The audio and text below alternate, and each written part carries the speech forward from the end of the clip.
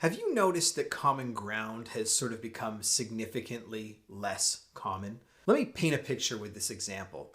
In 1983, there was a television show called MASH. Maybe you've heard of it, might have seen it, but it was an incredibly popular television show. And in 1983, they aired the last episode that they ever had of that show. And that last episode is one of the most highly viewed shows of all time. It had 105 million viewers to that one episode, the final episode of MASH in 1983. To give you a little bit of context, the most popular show last year, not including football broadcasts or sports broadcasts, was the show Yellowstone. And over its course of its season, it had 11 million views. So, if you walked into the office the day after that last episode of MASH aired in 1983, everybody was talking about it. You could talk about MASH with your coworkers and everybody had seen it, and you could talk about that around the water cooler, and there was common ground. Now, if it was 1983 and Yellowstone was also playing and it aired at that time, the night before you walk into the office and said, "Hey, did you see the latest episode of Yellowstone?"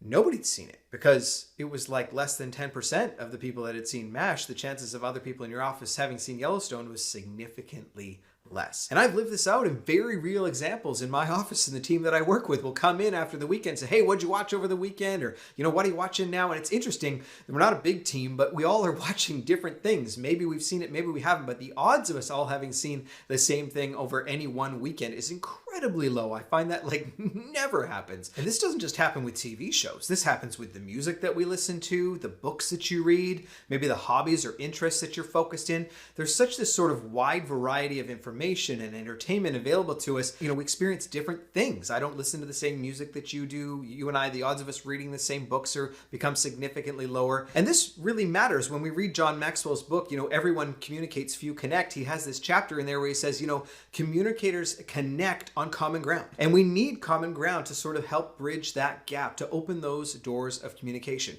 And so now when common ground has become more uncommon, we need to do a little bit more work to sort of put ourselves in that situation where we can find that common ground, to gain that connection, to be able to connect with the people that we're looking to serve, to lead, and to impact. Not only is common ground harder to find, but we actually have this sort of darker side of our culture now where we've actually become more divided. Beyond just not having things in common, we've actually divided ourselves down these lines, whether it be religion, politics, health choices, whatever it is. And John talks in his book, he says, we need to be really careful about making mass generalizations about the people that we come into contact with. So just saying, well, because they are in favor of this political party, I label that person as that type of person. And now I know everything I need to know about them. When we do that in our mind, it becomes incredibly difficult for us to remove that label. It becomes incredibly difficult for us to take people out of the box that we've supposedly sort of put them in our mind and say, well, you know what? That person's not actually completely defined by that belief or by that choice that they make in their life. They've got these individualistic characters and pieces and incredible parts about their life that we need to learn about. And God made each one of us individually, uniquely,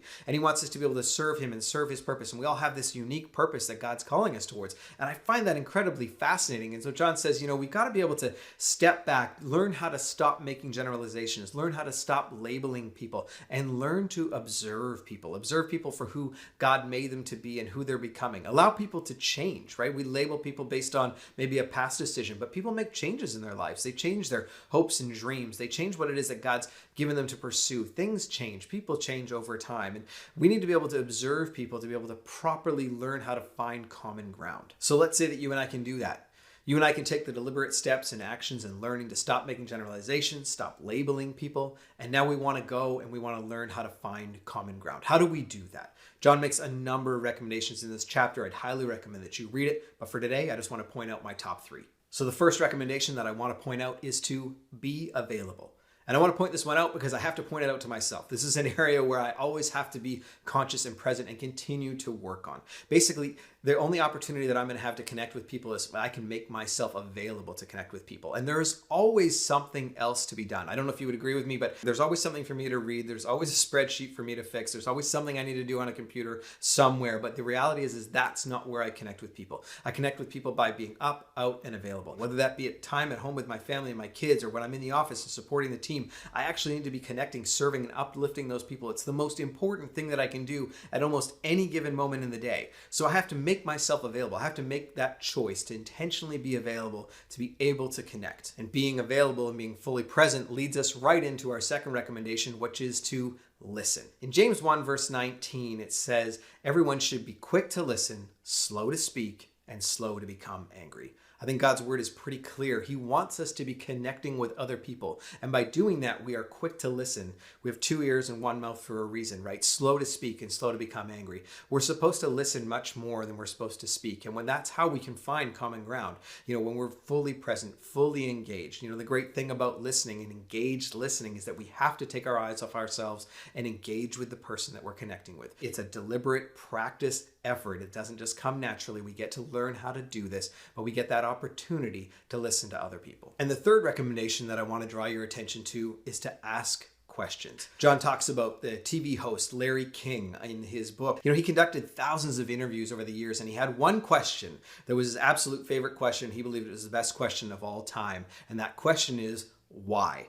Learning to ask questions, learning to engage with people. Think about when you're in conversation and someone says, hey, I'm moving to this city, or I've decided I'm going to change jobs. Ask that question, why? You can learn so much more about people as we just inquire as to their thought process, what's moving them in that direction. How's God, equipping them to go forward in that area of their life, or what are they pursuing? How have their dreams changed? Things change in our lives. Our lives are constantly changing and evolving, and asking why opens up those doors. And then as people are sharing their heart with us, as sharing and connecting with you, it opens up and you're going to find that common ground. That's how we're going to find it. When we do these things, when we're available, when we can listen, and when we ask questions, continue to ask questions, that's where common ground is. So in his book, John says that common ground is one of the most important keys of connection, if not the most important. And I agree with him, except that I think that what we're dealing with right now is that common ground has become significantly less common. It's a lot harder to find. And so I want to encourage you, as you're looking to step forward into what God's calling you towards and the impact that he wants to have in and through your life, I want to encourage you to pursue the uncommon and find those points of connection.